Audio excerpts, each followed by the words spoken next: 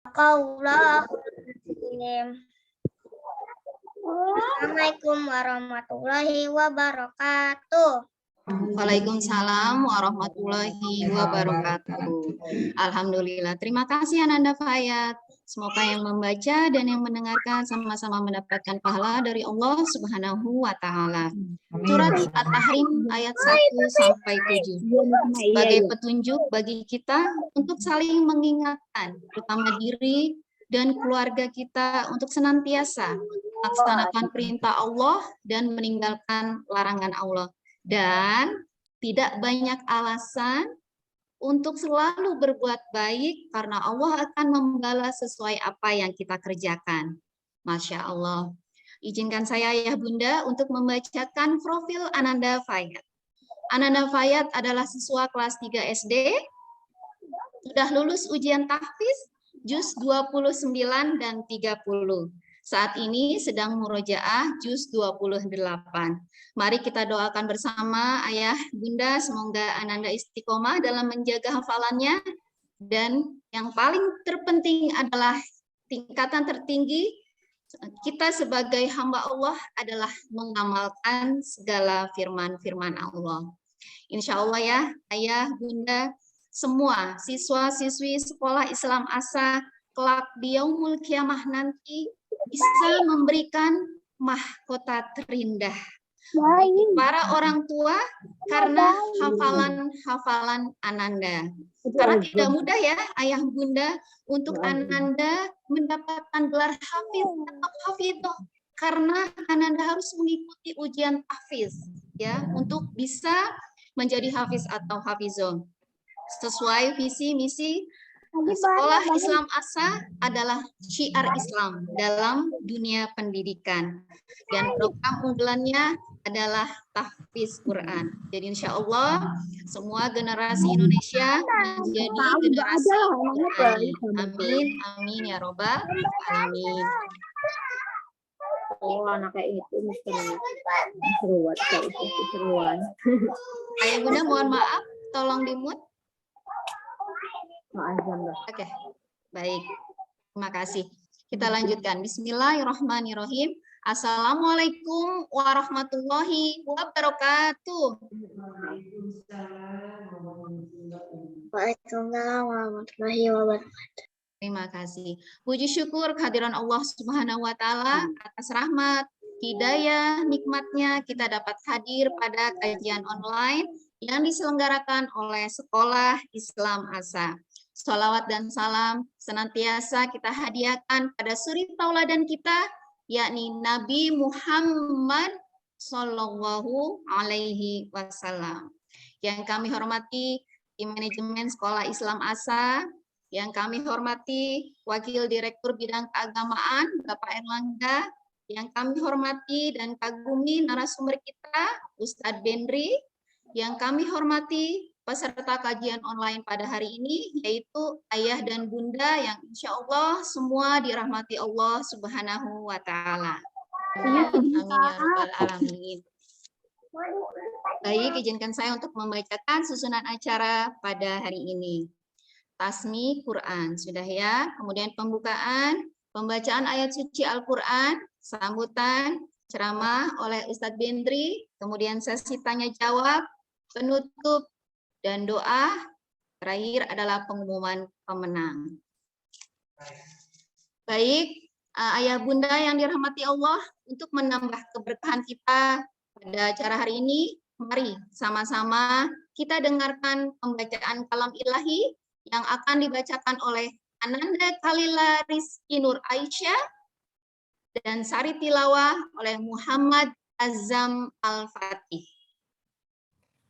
Silakan pada Ananda Kai, Ananda Azam bersiap-siap ya.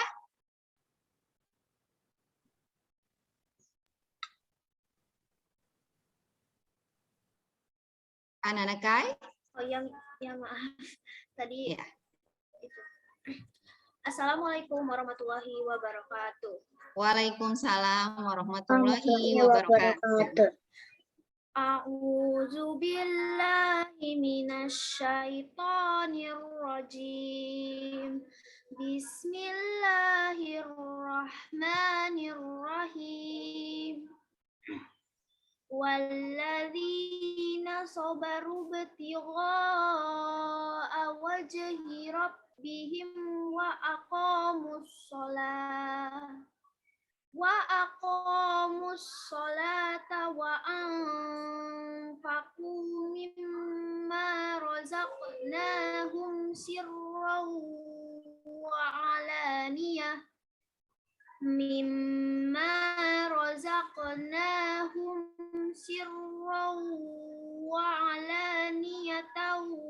wa yadra'una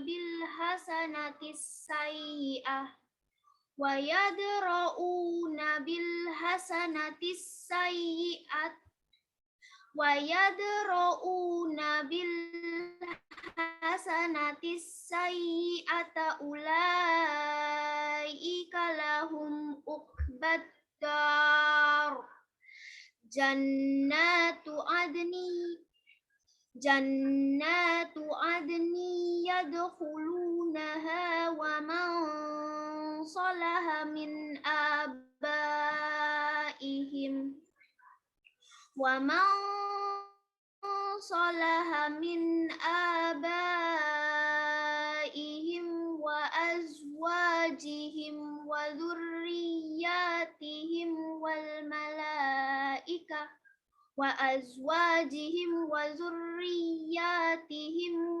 malaikah yadkhuluna alaihim min kulli bab salamun alaikum bima sabartum fa ni'ma uqbad dar. Shadaqallahul azim. Aku berlindung kepada Allah dari godaan setan yang terkutuk. Dengan nama Allah yang Maha Pengasih lagi Maha Penyayang. Dan orang-orang yang sabar karena mencari keridhaan Tuhannya, mendirikan salat dan menafkahkan sebagian rezeki yang kami berikan kepada mereka, secara sembunyi atau terang-terangan, serta menolak kejahatan dengan kebaikan. Orang-orang itulah yang mendapat tempat kesudahan yang baik, yaitu surga Aden, yang mereka masuk ke dalamnya bersama-sama dengan orang-orang yang soleh dari bapak-bapaknya, istri-istrinya, dan anak cucunya. Sedang malaikat-malaikat masuk ke tempat-tempat mereka dari semua pintu, sambil mengucapkan salamun alaikum bima sabartum. Maka alangkah baiknya tempat kesudahan itu. Maha benar Allah dengan segala firman-Nya. Wassalamualaikum warahmatullahi wabarakatuh. Waalaikumsalam warahmatullahi wabarakatuh. Alhamdulillah. Terima kasih Ananda Kai dan Ananda Azam. Barakallah. Alhamdulillah, ayat tersebut mengingatkan kita, ayah bunda, untuk bersabar dalam berbuat kebaikan untuk bisa mendapatkan surga Adnan. Insya Allah. Baik, izinkan saya untuk membacakan profil Kalila Rizky Nur Aisyah. Biasa dipanggil Kai. Kelas 8 SMP Islam Asa, anak dari Bunda Ifah Listia Kusnindita dan Ayah Wildanul Firdaus. Saat ini sedang menghafal juz 29 dan pernah juara 3 Space Kontes se-Kota Bekasi. Masya Allah, luar biasa. Anak Kai dipertahankan prestasinya ya, anak soleha. Dan kemudian ini ada yang menarik, sari tilawahnya itu dari siswa TK. Wow, anak-anak Azam TK ya, kelas TK ya. Masya Allah. Ananda Azam ini hafalan suratnya sudah sampai surat Al-Mutaffifin, ayah bunda. Dan Ananda Azam seringkali terpilih untuk mewakili ikut lomba hafalan surat. Masya Allah, sudah lulus bacanya, hafalan suratnya melebihi target. Subhanallah, Masya Allah. Ini ayah bundanya keren banget ini ya. Ayah dan bunda pernah dengar segitiga emas ya. Kok bisa anak TK sudah lulus baca dan hafalan suratnya melebihi target? Pasti bisa. Karena ada kerjasama yang baik antara orang tua, anak, dan guru. Insya Allah semua generasi Indonesia ya menjadi generasi Qurani yang penuh percaya diri dan bisa menjadi harapan ayah dan bunda untuk bisa menjadi anak yang soleh dan soleha. Amin, amin ya robbal alamin. Baik, ayah dan bunda, kita masuk ke acara selanjutnya adalah sambutan dari Wakil Direktur Keagamaan. Ada Bapak Erlangga Irawan, dipersilahkan. Bismillahirrahmanirrahim. Assalamualaikum warahmatullahi wabarakatuh. Waalaikumsalam warahmatullahi wabarakatuh.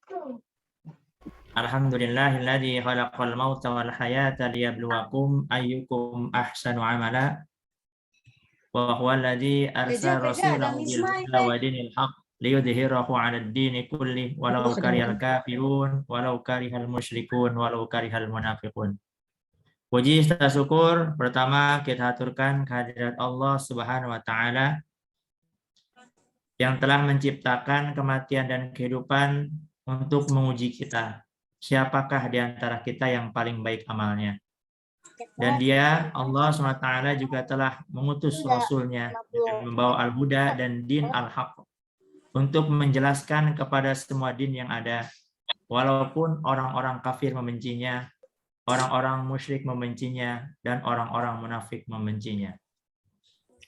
Yang saya hormati Al-Mukarram Al-Ustadz Bendri J. Surahman, Ketua Yayasan Cahaya Amanah Bangsa, Ibu Kiki, Direktur Pendidikan Sekolah Islam Amanah Bangsa, Miss Istiqomah, Kepala TK Miss Mai, yang sekarang sedang menjadi Master of Ceremony, Kepala SD Islam Amanah Bangsa, Miss Eka, Itu aja Kepala SMP Islam Amanah Bangsa, Miss Nia, Pengurus Komite Sekolah Islam ASA, TK, SD, SMP yang tidak biasa sebutkan nama-namanya, rekan-rekan guru dan karyawan Sekolah Islam Amanah Bangsa, dan para peserta online dimanapun berada.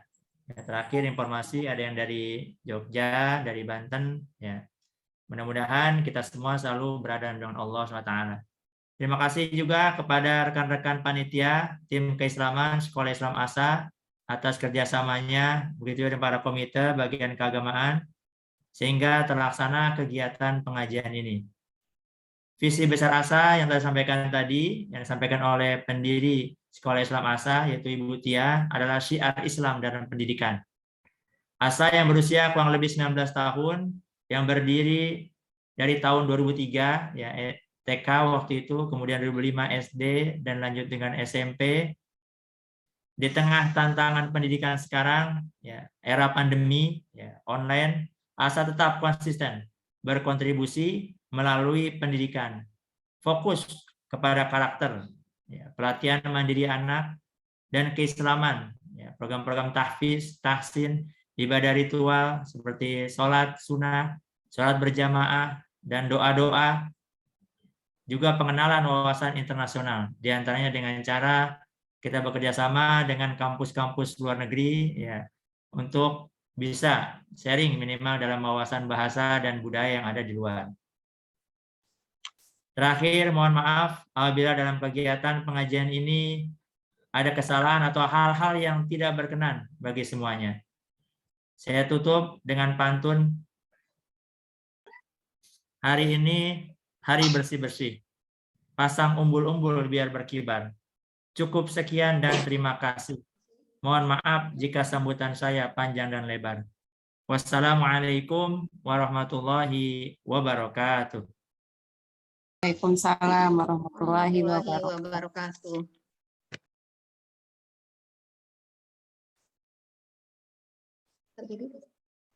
Ustadz Dedi udah datang. Baik, terima kasih Mr. Erlangga. Selanjutnya ini dia acara yang kita tunggu-tunggu. Ceramah dari Ustadz Bendri. Menjadi orang tua soleh sebelum meminta anak menjadi soleh. Anak adalah cerminan orang tua. Kita berharap anak-anak kelak menjadi generasi yang soleh dan soleha. Bagaimana kita menjadi orang tua yang soleh sehingga kita dapat menjadi suri tauladan yang baik untuk anak-anak kita. Seringkali terjadi dalam keseharian kita meminta anak untuk hafal Al-Quran, bisa sholat tepat waktu, namun diri ini belum mampu menunjukkan yang terbaik. Siapakah yang seharusnya banyak belajar lebih dulu? Keterbatasan waktu dan bekerja, tetap berharap anaknya menjadi penyejuk hati. Bagaimana solusinya? Baik, langsung saja kita simak bersama kajian online bersama Ustadz Bendri. Siapakah beliau? Adalah Bendri Jaisyur Rahman. Saat ini beliau tinggal di Bambu Apus, Cipayung, Jakarta Timur, lahir di Jakarta.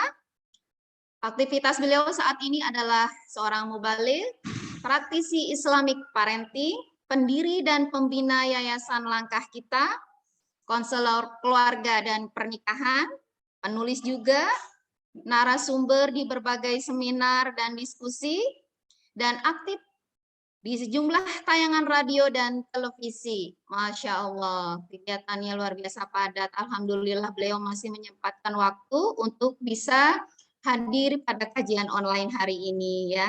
Saya suka sekali dengan moto beliau, senyum, semangat, tulus, yakin Allah mencintaimu, mesti kamu tak mengharapkan cintanya. Dalam sekali ini Ustadz Bendri, Masya Allah.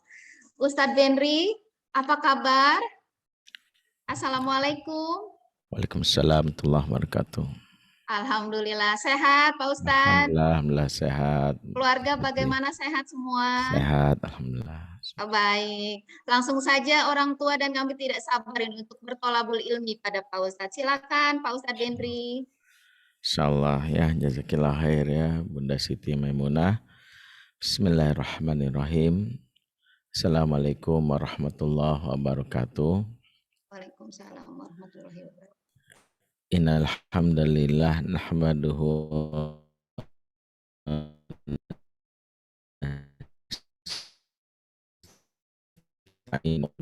la mudhillalah wa may yudlil fala hadiyalah. Asyhadu an la ilaha illallah wahdahu la syarikalah wa asyhadu anna Muhammadan abduhu wa rasuluhu alladzi la nabiyya ba'dah wa la haula wa la quwata illa billahi wa ba'd. Ikhwatal iman a'azakumullah jami'an.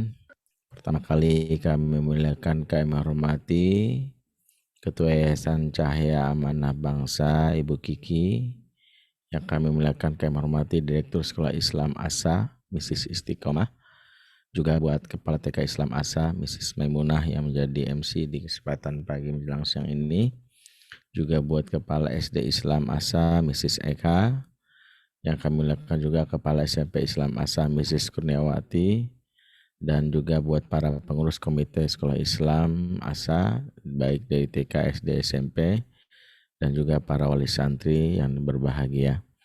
Sebelum dimulai, saya izin pertama acara ini buat orang tua yang saya sampaikan. Saya lihat masih ada anak-anak yang mungkin ikut, dan saya pikir ini pembahasan buat orang tuanya. Ananda Fayat mungkin bisa minta, ini sesi kamu boleh istirahat nak. Jadi Fayat kelas 3 bisa istirahat, bisa bilang bunda, ayah, ini sesinya ayah dan bunda, papa, mama. Jadi ini Ustadz mau bicara sama orang tua dari Fayat ya. Jadi bisa minta ke orang tua Fayat bisa hadir, orang tua Azam Al-Fatih juga ya. Saya minta ini sesi bersama orang tua, karena ini pembahasannya kita tentang bagaimana kita memperbaiki kualitas diri kita sebagai orang tua. Jadi mohon maaf sekali anak-anak kita beri kesempatan untuk beraktivitas yang lainnya. Ya mudah-mudahan yang menyimak acara ini juga para ayah dan bunda ya, supaya ini sungguh-sungguh bisa memberikan manfaat, karena beda pembahasannya kalau saya bicara anak-anak juga dengan para orang tua. Jadi ini satu hal yang mudah-mudahan bisa dipahami.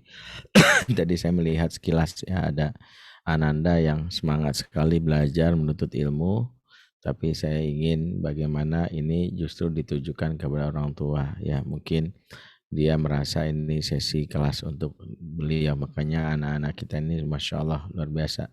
Jazakallah khair Fayat ya, tadi sudah semangat untuk belajar. Dan untuk kesempatan kali ini adalah sesi untuk ayah dan bunda.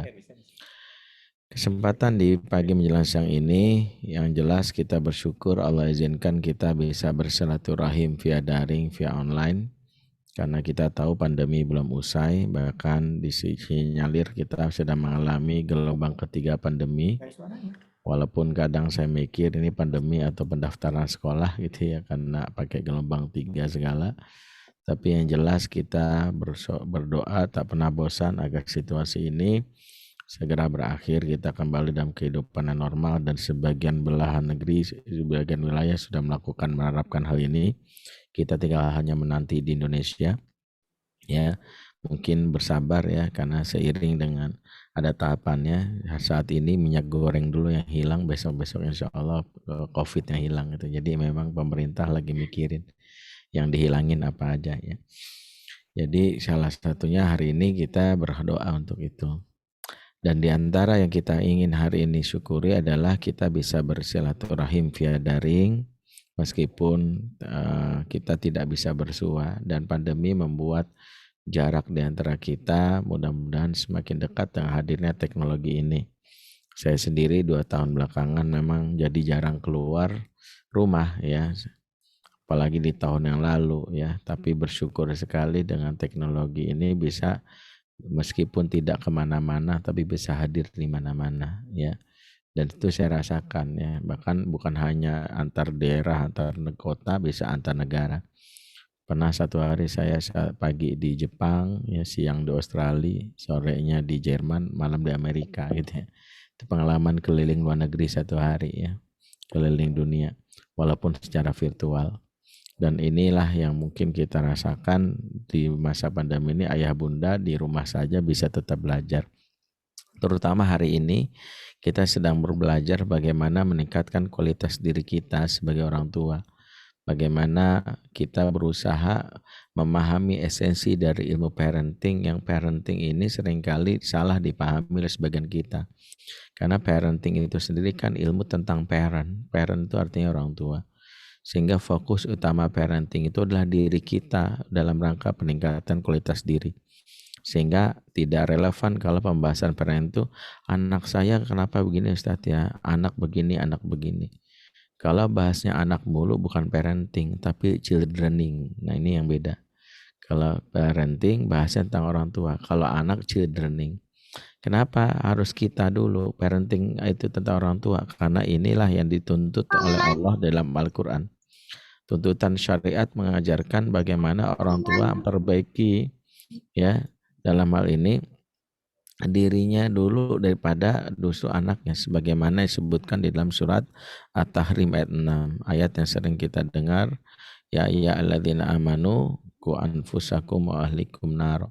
Orang-orang beriman, jaga dirimu dan keluargamu dari api neraka. Jadi ternyata yang disuruh Allah adalah jaga diri dan keluarga. Dirimu dulu. Dirimu itulah yang menjadi salah satu yang diingatkan oleh Allah yang pertama kali yang harus kita lakukan. Betapa Allah mengingatkan sebelum engkau mengingatkan keluargamu, justru dirimu. Inilah yang sekarang mungkin menjadi salah satu kenapa kita mengevaluasi diri lebih utama daripada mengevaluasi anak. Karena Allah mengingatkan diri kita lah yang pertama kali perbaiki diri. Jangan sampai akhirnya fokus kepada anak tapi lupa hakikatnya diri kita lah yang pertama kali diminta oleh Allah memperbaiki diri. Karena sebagaimana kita tahu dalam Al-Quran para nabi pun mengajarkan tentang bagaimana evaluasi yang pertama kali lakukan adalah diri mereka dalam rangka memperbaiki diri anak. Jadi tahapan pengasuhan itu memang memulai dari diri sendiri. Ya, itu pula yang mungkin harus kita lihat. Misalnya dalam doa-doa yang sering kita panjatkan, mungkin kita harus sudah mulai merenung apa porsi doa kita yang selama ini berkaitan urusan akhirat. Ya, selama ini mungkin di antara kita kalau ditanya siapa yang sering doain anak, pasti kita mudah menjawabnya. Saya misalnya, saya banyak di antara kita yang mudah menjawab, ya saya termasuk mendoakan anak Ustadz misalnya. Dan biasanya kita berdoa dengan bahasa Indonesia misalnya dengan kalimat yang sangat populer, ya Allah jadikanlah anakku anak yang soleh, soleha, penghafal Al-Quran. Secara maknawi doa ini nggak masalah, doa ini tepat. Tapi ada hal yang perlu kita kritisi. Sebab banyak di antara kita, saya pernah nanya ke beberapa jamaah secara offline misalnya ibu-ibu, ketika ditanya, ibu sudah bagaimana? Ya, sudah sering doain anak, alhamdulillah Ustadz ya. Bagaimana bunyi doanya? Ya Allah jadikan anakku anak yang soleh, penghafal Al-Quran.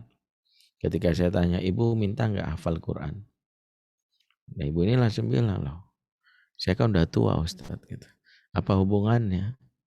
Banyak di antara kita yang mohon maaf, kita lupa bahwa berkaitan dengan urusan akhirat, harusnya kita lebih minta dahulu karena itu yang menjadi prioritas kita. Para ahli bahkan mengatakan apa yang menjadi kebutuhan kita akan akhirat itu seperti layaknya kondisi saat kita dalam pesawat pada saat kekurangan oksigen, kemudian masker itu jatuh, maka navigator atau para pramugari mengatakan, pakailah oksigen pertama kali untuk Anda, barulah Anda selamatkan orang sekitar Anda. Kurang lebih seperti itu harusnya. Tapi sayangnya kita tidak memahami hal ini. Padahal di antara yang dilakukan para nabi misalnya dalam urusan doa, mereka dalam hal ini memulai dengan dirinya. Contoh ketika misalnya Ibrahim, dalam surat Ibrahim misalnya doa yang dipanjatkan di ayat 35, Rabbi ij'al hadzal balada amina wajnubni wa baniya an na'budul asnam. Ya Tuhan kami, jadikanlah negeri ini negeri yang aman dan nyaman, dan jauhkanlah aku dan keturunanku dari menyembah berhala.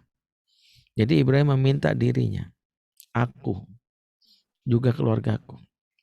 Jadi padahal kalau kita lihat pada masa Ibrahim kan nabi ya. Nah, masa nabi menyembah berhala. Tapi ini adalah sebuah isyarat yang diajarkan betapa seorang nabi saja meminta dirinya dijauhkan dari urusan yang terkait dengan penyelewengan akidah. Karena memahami bahwa mereka pun menjadi objek pertama yang harus diminta. Itu doa yang sering kita dengar. Atau dalam doa yang lain. Ketika Ibrahim dalam ayat 40 misalnya berdoa, Rabbi ja'alni muqimas sholati wa min dzurriyyati. Ya Rob, jadikanlah aku penegak sholat, demikian juga keluargaku. Lagi-lagi aku. Akulah yang disapa itu maksudnya adalah diri kita sebagai orang tua. Bayangkan seorang nabi, bayangkan seorang Ibrahim minta dirinya lebih dulu menegak sholat baru anaknya. Padahal masa nabi enggak negakkan sholat. Kan dia nabi, padahal dia kekasih Allah, Khalilullah, Khalilur Rahman. Tapi Ibrahim ingin mengajarkan bahwa dalam urusan terkait dengan hal ini, dia ingin mengajarkan bahwa dirinya lah yang pertama kali diminta perbaiki diri. Termasuk urusan ibadah. Dan ini juga diikuti oleh doa-doa yang lain misalnya ketika Nabi Lut misalnya dan surat Asy-Syu'ara 169 pada saat dia melihat kondisi masyarakat sudah ikut-ikutan dalam wabah ya penyakit sosial itu ada LGBT, maka Nabi Lut pun berdoa dengan doa yang kurang lebih nada irama ada semangatnya sama. Beliau berdoa, Rabbi najjini wa ahli mimma ya'malun. Ya Rabb, selamatkanlah aku dan keluargaku dari perbuatan terkutuk mereka. Lihat lagi-lagi aku. Ini adalah isyarat pertama bahwa mensolehkan diri sebagai orang tua adalah isyarat pertama yang diinginkan oleh Allah, yang wajib dilakukan ya dalam rangka memuluskan urusan terkait dengan pengasuhan. Ya, makanya inilah yang harus kita lihat. Sementara sebagian kita banyak yang lebih fokus kepada anak. Ya Allah, jadi giliran urusan akhirat doanya giliran doa untuk anak minta ya Allah jadikanlah anakku anak yang soleh, solehah, penghafal Al-Quran. Itu yang sering kita minta ya kepada Allah kalau untuk urusan anak. Tapi giliran kita doanya untuk diri kita berbeda.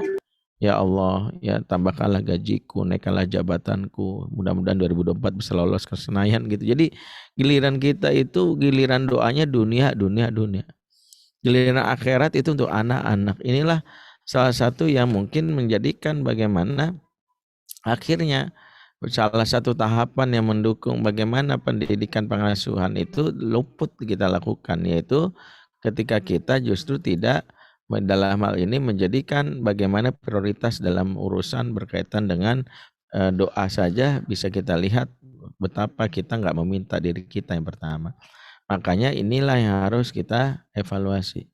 Ya, bayangkan betapa para nabi seperti itu meminta dirinya. Mereka minta perbaikan itu, jadikanlah diri mereka yang pertama kali memperbaiki diri. Jadi perbaikan diri itu adalah kemutlakan menjadi orang tua. Makanya di dalam surat An-Nisa ayat 9 Allah Subhanahu wa taala berfirman misalnya berkaitan dengan pendidikan anak-anak, ketika Allah jelaskan tentang kewaspadaan jangan sampai kita memiliki generasi yang lemah, wal yakhshal ladzina law taraku min khalfihim zuriatan di'afan khaufu alaihim.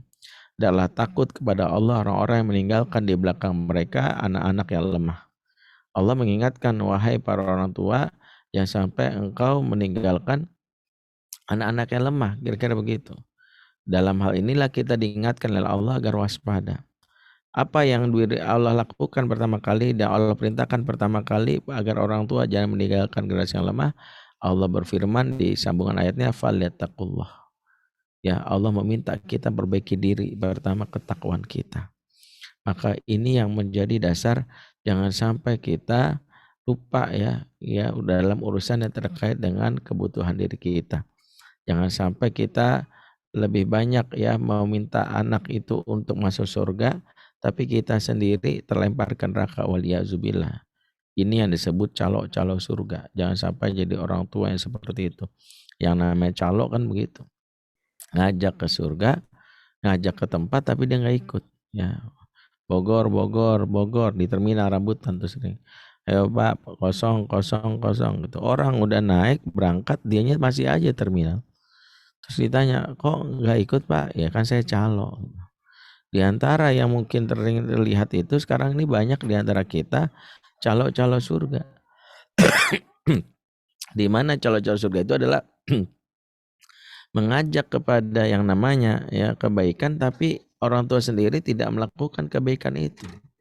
Ini yang membuat akhirnya anak-anak susah untuk mengikuti atau terajak kepada kebaikan. Itulah yang membuat akhirnya susah sekali misalnya kita untuk mengajak, kalau dari awal saja doa-doa kita tidak meminta bahkan diri kita sebagai objek pertama yang Allah perbaiki. Sehingga inilah yang harus kita pertama kali fokus. Dalam doa saja kita harus jujur. Ya, mintalah diri kita, baru anak kita. Mungkin sebagian ada yang bilang ribet juga Ustadz ya. Minta diri, baru anak, diri, anak. Maka sebenarnya yang harus kita pahami, kalaupun kita ribet dalam urusan itu, bisa kita ganti dengan kata domirnya nahnu, kami. Ya, itu menunjukkan kita terlibat di dalam upaya perbaikan diri itu. Ya Allah, bantulah kami. Kami itu menunjukkan saya dan anak saya dan keturunan saya. Menunjukkan bahwa kita bagian dari orang tua yang terus berupaya memperbaiki diri. Inilah yang menjadi dasar kenapa parenting menjadi bermakna, parenting menjadi bernilai. Nah, ayah dan bunda yang melakukan Allah, mengapa kita harus memulai dengan perbaikan diri kita? Pertama, hampir sebagian besar pola asuh yang salah itu bisa jadi adalah atau anak-anak yang bermasalah itu bisa jadi adalah cara Allah menegur kita yang bisa jadi memiliki hubungan yang jelek dengannya. Sebab dalam Islam sejatinya perbuatan yang disebut maksiat itu tidaklah dianggap sederhana sekadar balasan di akhirat. Ya, balasan Allah dan cara Allah menegur setiap perbuatan buruk yang dilakukan orang tua, salah satunya adalah bagaimana anak-anak yang ada dalam didikan orang tua juga mendapatkan yang namanya pengaruhnya. Di antaranya adalah ketika Allah berikan yang namanya isyarat ke orang tua di balik pembangkangan atau kebandelan anak, di situ mungkin ada orang tua yang lalai dalam perbaiki diri. Sebaliknya, di balik ya kesolehan anak-anak bisa jadi itu adalah bagian dari orang tua yang senantiasa perbaiki diri. Maka yang pertama harus kita lihat betapa Allah ingin kita memperbaiki diri dalam rangka apa? Dalam rangka untuk menghilangkan penyebab-penyebab anak kita sulit mendapatkan hidayah. Anak kita tidak sulit mendapat hidayah, di antara faktornya bisa jadi karena perilaku maksiat dari orang tua yang dilakukan oleh orang tuanya. Inilah yang diingatkan oleh para ulama. Makanya Allah mengingatkan surah An-Nisa 9 pertama, falyattaqullah, bertakwa dulu. Karena ini kata kuncinya, orang tua harus menyadari, jauhkan diri dari perbuatan yang Allah murkai. Dosa-dosa kita itu menjadi penghalang. Dalam kitab Al-Bidayah wa Nihayah ya Fudail bin Iyad menyebutkan perkara-perkara yang akan berujung kepada buah dari maksiat yang dilakukan seorang hamba akan berujung kepada masalah-masalah baru yang dihadapi di sekitarnya. Beliau bercerita, kata beliau dalam kitab tersebut, la'asi Allah, ya, sungguh aku bermaksiat kepada Allah. Jadi dia ngakui dulu dia pernah maksiat. Fa'araftu dzalika bi khuluqi himari wa bi khuluqi ahli wa bi khuluqi khadimi wa bi fa'ri fi baiti. Ya, beliau berucap apa? Sungguh aku bermaksiat kepada Allah dan pengaruh maksiatku nampak di 4 hal. Jadi memang ini dibahas oleh para ulama. Yang pertama adalah kendaraan yang suka mogok, ya. Jadi kendaraan yang suka mogok alias bermasalah, sebagian ulama menyebut ada pengaruh dari si pemilik kendaraan, sahibul ya rokib, yaitu pemilik kendaraan, yaitu yang melakukan dosa. Kenapa? Karena sejatinya kendaraan itu adalah di bawah kendalinya Allah. Makanya dalam doa yang kita baca saat kita naik kendaraan, subhanalladzi sakhkhar lana hadza wa ma kunna lahu muqrinin. Maksudnya Allah yang mengendalikan kendaraan ini sementara kami tidak punya kuasa atasnya. Sehingga inilah yang membuat kita harusnya menyadari ketika kendaraan kita bermasalah pada baru aja di bengkel, bisa jadi ada dosa yang enggak sadar kita lakukan. Ya, dan itu kenapa? Karena Allah menegurnya untuk kita perbaiki diri. Sebagaimana kita tahu, Titanic yang sombong menganggap bahwa dia kendaraan yang tidak bisa dikalahkan, bahkan Tuhan pun tidak bisa matikannya, akhirnya tenggelamkan. Karena penguasa atas kendaraan langit dan bumi adalah Allah Subhanahu wa Ta'ala.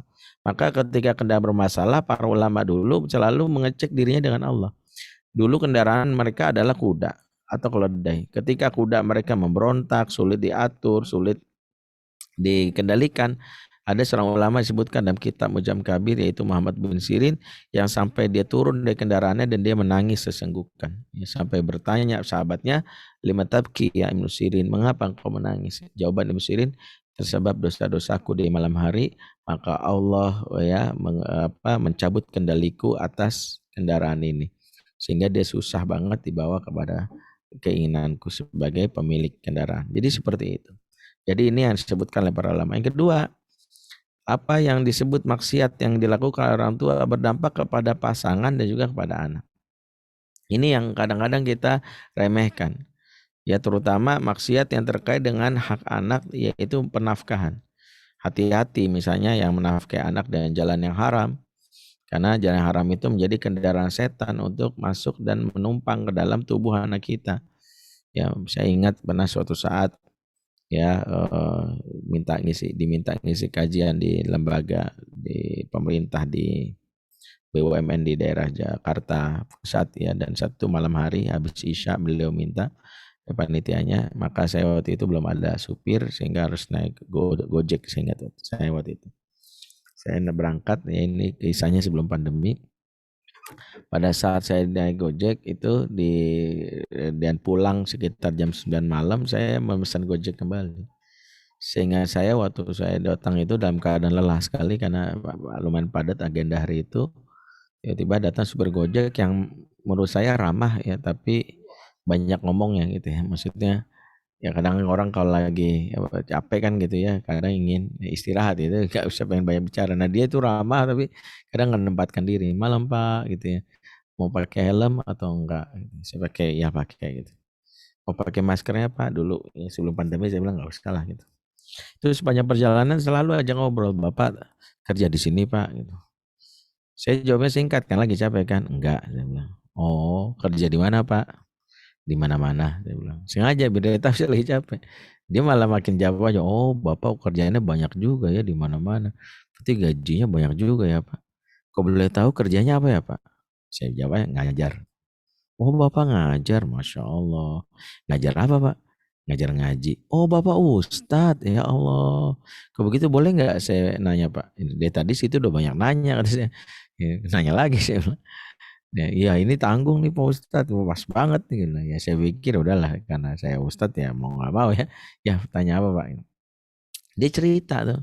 Saya kan supir Gojek Ustadz, dapat tawaran itu aplikasi dari kawan saya, yaitu aplikasi cara memblok, bukan memblok ya. Jadi cara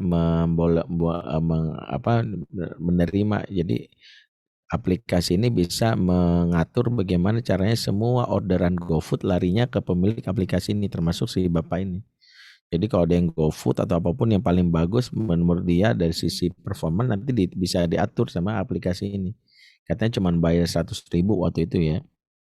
Nanti manfaatnya dia bisa mendapatkan performa yang bagus dari perusahaan dan dapat bonus. Kurang lebih begitu. Saya nggak tahu lagi ya Pak masih begitu mekanisme di supir di ojek online. Tapi dia bilang begitu. Jadi saya disuruh pasang ini Pak Ustadz dan memang bagus Pak Ustadz membuat alhamdulillah kalau ada permintaan orderan GoFood saya bisa pertama kali diprioritaskan gitu ya daripada yang nggak punya aplikasi sehingga kita bisa main-mainin lah. Kemudian dia nanya hukumnya apa ya Pak Ustadz? Saya menyadari kalau udah kayak gini kan pasti ya pembahasan fikih susah dijelaskan di dalam apalagi naik kendaraan. Saya cuma bilang gini aja.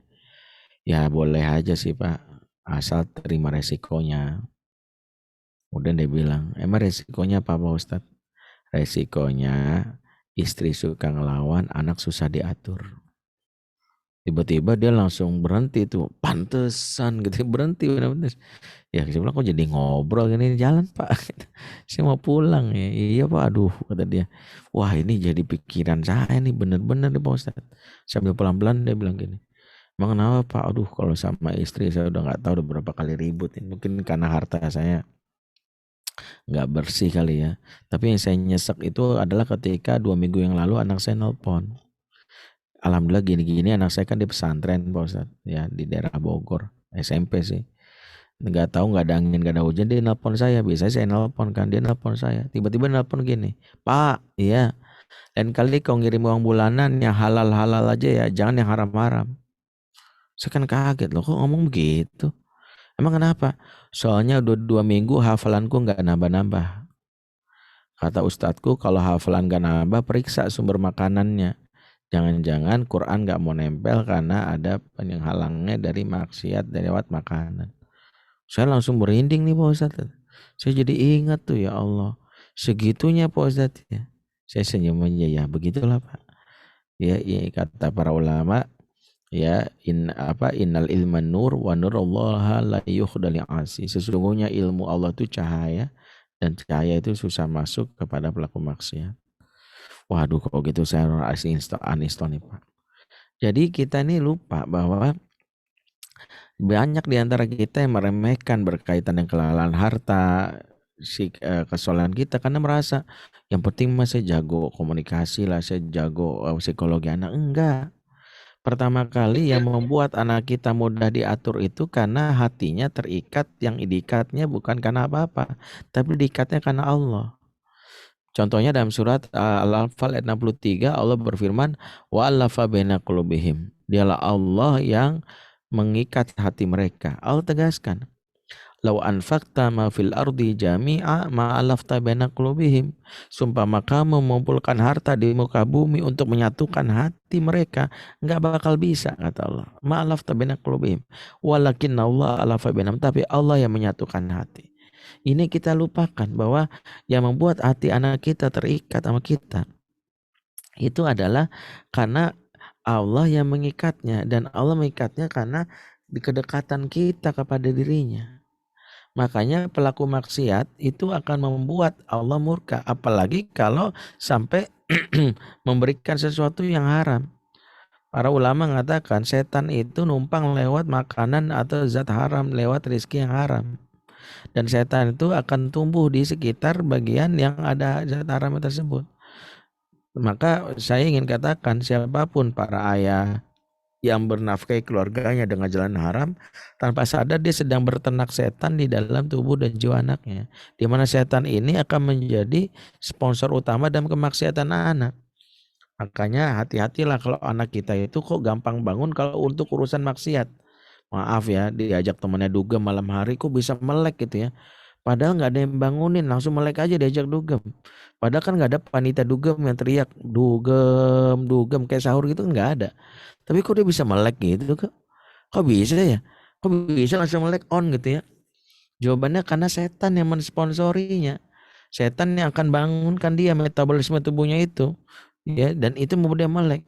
Sebaliknya tuh anak giliran diajak ke majelis taklim, pengajian, setiap ada pengajian bawanya aduh. Nah, dibalik anak-anak yang susah banget konsentrasi, mata itu untuk bisa fokus, bisa jadi sebagai bahan evaluasi tanpa harus memojokkan, tanpa harus ya menjudge, maka evaluasilah. Jangan-jangan ada maksiat terkadang harta yang kita berikan sebagai nafkah kepada mereka.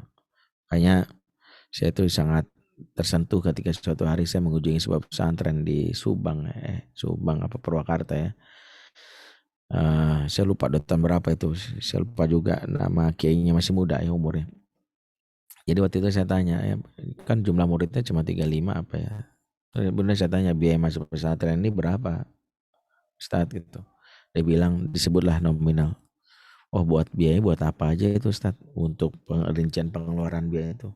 Oh cuma 2 Ustadz, 1 buat wakaf gedung sekolah, yang kedua untuk pembangunan jalan akses dari jalan ke pesantren untuk supaya membuat warga tidak merasa ya dizolimin, karena kan banyak mobil masuk, jadi kita pengennya jalanan itu kita perbaiki.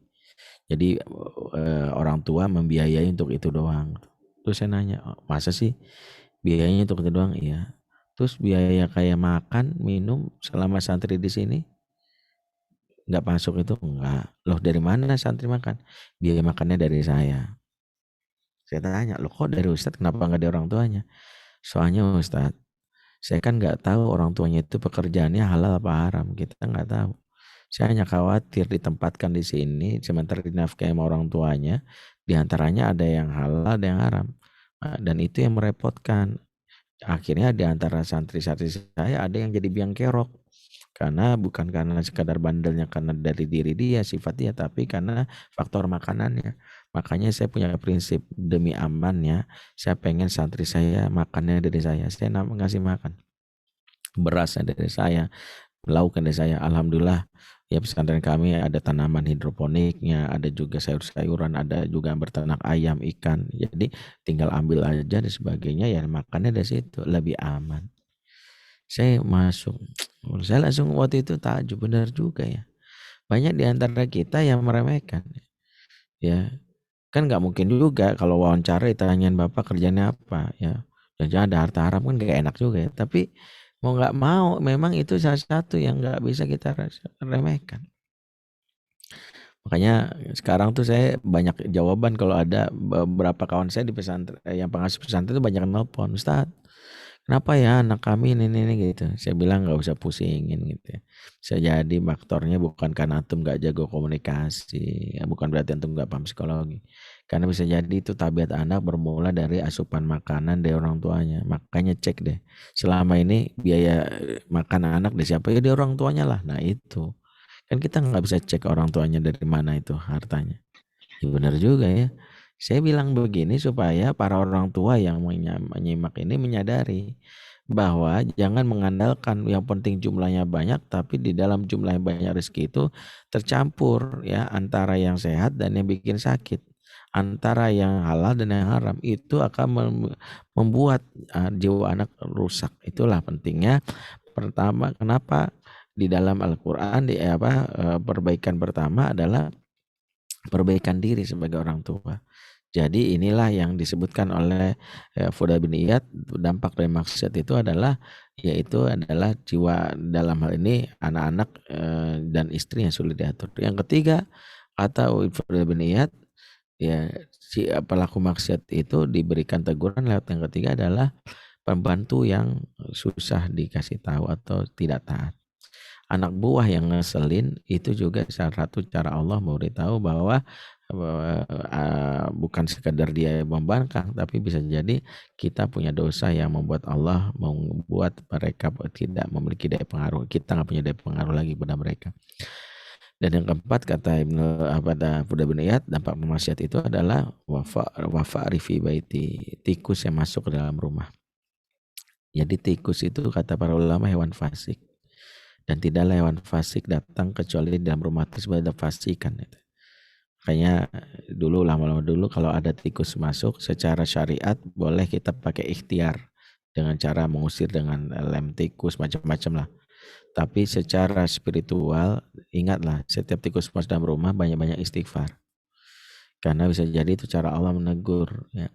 Saya pernah ketika saya ingat dalam sebuah kitab Hilyatul Aulia jelaskan ulama-ulama dulu kalau tikus masuk mereka banyak-banyak beristighfar, bahkan banyak yang ngobrol sama tikusnya. Ya, ngobrol itu maksudnya gini, dia bilang sama tikusnya, ya fa'ar anta ta'ti bisababi masyati al-an atubu ilallah la ta'ti abada. Wahai tikus, engkau datang disebabkan maksiat yang kulakukan pada Allah. Aku tahu hal ini. Mulai hari ini aku bertobat, aku tidak lagi melakukan apa yang telah Allah murkai. Setelah ini kau jangan datang lagi ya, kira-kira gitu. Besoknya tikusnya nggak datang. Dan itu dilakukan dasar keyakinan itu. Makanya boleh kita praktekkan itu. Ya, walaupun saya pernah praktekkan, istri saya bilang habis stres ya.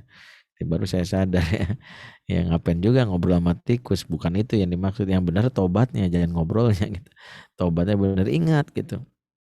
Jadi hal-hal seperti ini sangatlah kita pahami bahwa seiring dengan tumbuh kembang spiritualitas kita akan mempengaruhi juga bagaimana hubungan dengan anak. Makanya antara kita dengan anak itu harus ada cinta segitiga yang dimana adalah Allah sebagai penentunya. Kira-kira beginilah, ini Allah, ini kita, ini anak kita. Perhatikan, semakin dekat dengan Allah, semakin dekat dengan anak. Semakin merosot dari Allah, semakin jauh dari anak. Maka ini yang harus kita upayakan, betapa kita memperbaiki diri dalam hal ini, mensolehkan diri dalam rangka untuk apa? Dalam rangka mau datangkan pertolongan Allah lewat amal soleh kita. Itu yang membuat orang tua zaman dahulu, ya, meskipun mereka dalam hal ini boleh dibilang ilmu parenting mereka terbatas. Secara teknis mereka mungkin nggak ada ikut kajian parenting. Ilmu parenting ini kan baru mulai muncul di Indonesia seiring dengan Ibu Eli Risman yang pertama kali membuat yayasan kita dan Buah Hati tahun 98. Dan saya yang termasuk yang bersyukur pada Allah yang menimba ilmu bertahun-tahun dari beliau, dan sekarang diamanahkan untuk menyiarkan juga tentang apa yang beliau sampaikan ini. Pahala jariah untuk beliau ya. Tapi sebelum itu terjadi mungkin jarang orang, atau mungkin belum ada rumusan ilmu parenting seperti zaman sekarang, nggak ada. Tapi orang tua zaman dulu boleh jadi secara teknis mereka mungkin nggak memahami tentang psikologi anak. Mereka secara teknis tidak memahami tentang komunikasi, tapi secara spiritual mereka dibantu oleh Allah. Di antaranya mereka melakukan amalan yang diajarkan oleh para ulama-ulama dulu, mulai dari tilawah Quran, mulai dari sholat malam. Nah, orang tua zaman now, mohon maaf banget ya, ini bukan nyindir siapa-siapa, ini nyindir diri saya juga sebenarnya. Bisa jadi kita kalau seminar parenting duduk paling depan. Bisa jadi buku-buku parenting di-download, dibaca, ya kita beli mahal juga nggak masalah. Pelatihan-pelatihan parenting kita ikut. Kita berharap jadi orang tua yang efektif, yang bisa ngasuh anak, tapi mohon maaf, sholat malamnya malas, tilawah Quran nggak pernah, ambiar. Jadi kita mengandalkan teknis, kita lupa bahwa prioritas pertama kata Allah, falyattaqullah. Ya bahwa hubungan kepada Allah itu lebih penting daripada sekadar skill-skill parenting. Training parenting yang beribu kali kita ikuti itu tidak bermakna apa-apa di sisi Allah kalau sholat kita berantakan. Buku-buku parenting kita baca itu nggak bermakna sisi Allah kalau kita sendiri pelaku maksiat. Karena itulah yang harus kita lakukan pertama kali. Maka yang pertama, dalam upaya kita mengasuh anak, maka kita lakukan yang menjadi salah satu tanggung jawab kita adalah mensolehkan diri dan mereka mendatangkan pertolongan dari Allah. Karena ingat, Allah yang berkuasa terhadap jiwa anak kita, bukan kita. Jangan merasa wah gitu ya. Saya termasuk kenapa saya paling males, bukan males, saya paling takut gitu ya. Misalnya dicap sebagai ahli parenting misalnya. Ya, kenapa? Dalam hal ini karena saya bukan ahli atau pakar, nggak mau. Karena bagi saya berat gitu. Dan jangan merasa bahwa seolah-olah karena saya pakar atau saya paling hebat pasti anak saya baik, nggak juga. Yang menggenggam jiwa anak itu adalah Allah. Makanya saya dalam hal ini mengajak kita semua minta pertolongan Allah dulu sebagai bagian yang membuat kita dimudahkan urusan kita. Ini yang pertama. Yang kedua, kenapa kita memperbaiki mensolehkan diri? Karena anak akan meniru sesuatu yang jelas-jelas ya memberi contoh kepada kita. Inilah konsep keteladanan. Keteladanan itu memberikan apa yang disebut paralel sebagai kuatul ta'thir ya, daya pengaruh. Daya pengaruh itu membuat anak mudah meniru.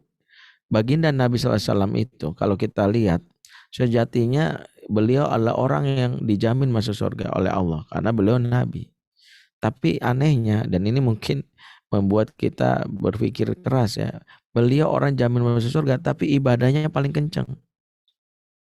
Sholatnya paling rajin, puasa beliau nggak tanggung-tanggung, ya sedekahnya paling banyak. Padahal kalau dipikir-pikir kenapa juga beliau melakukan itu? Kan surga udah dijamin untuk beliau.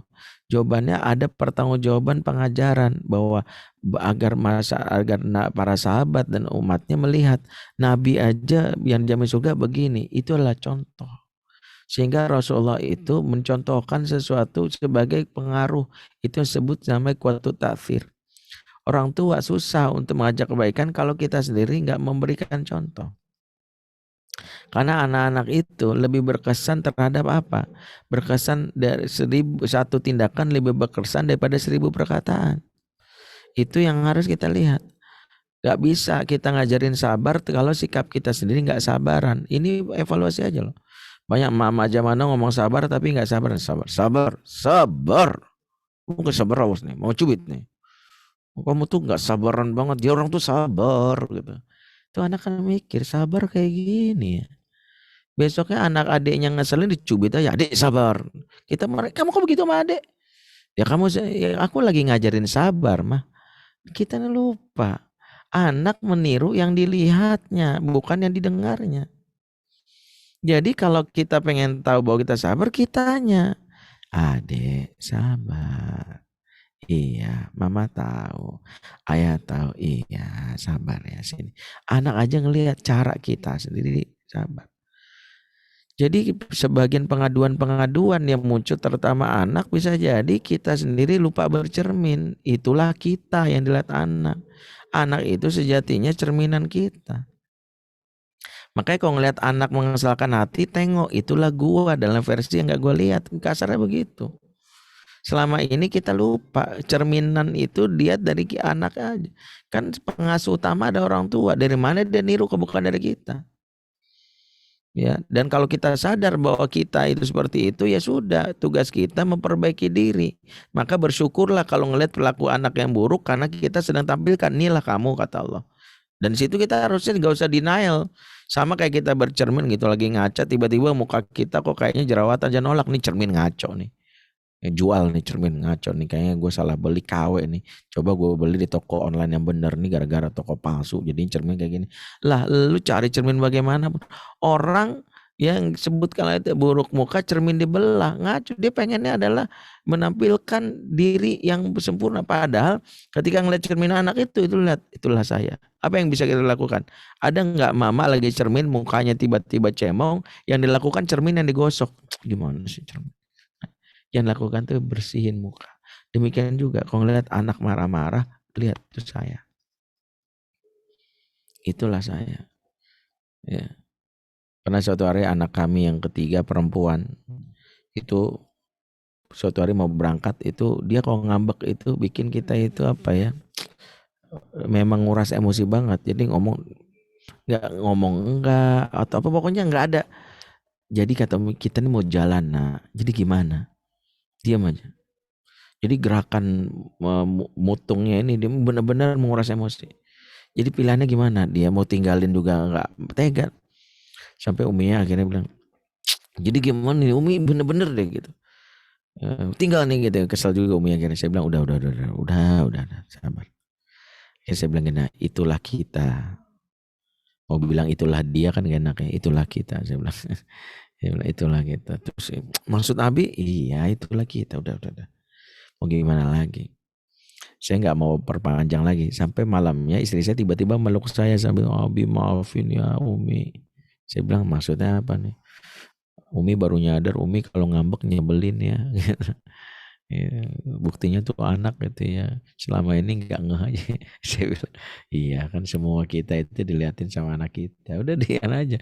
Jadi kadang-kadang kita lupa bahwa ada cermin yang selama ini diperlihatkan ke kita, cuman cermin ini kita lengos aja, bukan gua itu, bukan kita. Siapa di antara kita yang protes, anak saya main handphone mulu, periksa sama bapaknya main handphone gimana. Kita selalu berdalih, kita kan ini nggak bisa. Anak-anak itu belajar dari prinsip orang tuanya. Kita ini kadang ngurus anak itu nggak fair ya. Maunya giliran anak kasih aturan. Salah satu yang membuat anak-anak pengen dewasa atau enggak, saya tuh konselor anak remaja. Saya tanya anak-anak, salah satu cita mereka ingin cepat-cepat gede. Tahu nggak kenapa anak-anak pengen cepat gede? Karena mereka ingin buru-buru melanggar aturan. Karena bagi aturan tuh buat bocah. Contoh, bobo siang kamu tuh bener-bener bobo siang. Emaknya enggak, mamanya nonton drama Korea. Enggak, mamanya enggak bobo siang. Enggak ada tuh mamanya, yang ada mamanya malah nonton drakor cepetan gitu. Makan sayur. Udah dibilangin makan sayur, mamanya enggak, makannya makan Indomie sama seblak. Mamanya kalau lagi ini seblak, telurnya ke level 5 malah. Anaknya suruh makan sayur lah, kayak gimana kata anak? Iya gimana? Kan anak-anak mikir, oh aturan tuh buat bocah. Ya sama, kamu tuh main handphone mulu. Mamanya coba setiap hari update status mulu di Insta story-nya atau di WA story-nya. Ya, ini yang membuat anak berpikir. Itu membuat anak merasa nggak fair. Makanya dalam konsepnya peraturan itu harusnya buat kita, bukan buat anak. Makanya bahkan ada salah seorang ustazah yang cerita dan dia baru menyesal itu ketika ya anaknya itu males banget sampai anak bilang aku nggak mau kayak Umi, nggak mau jadi ustazah. Apaan tuh? Sampai karena kata-kata Uminya nggak berbeda dengan tindakannya. Suatu hari dia cerita, Umi bilang gini, ingat ya, Uminya anaknya ada 5 perempuan semua. Anak perempuan kalian udah gede wajib di rumah jam 7. Jangan bikin malu. Perempuan itu jaga kemuliaannya. Pulang malam tuh buat apa coba? Bikin aja bikin malu aja nanti keluarga. Paling lambat di rumah jam 7 malam.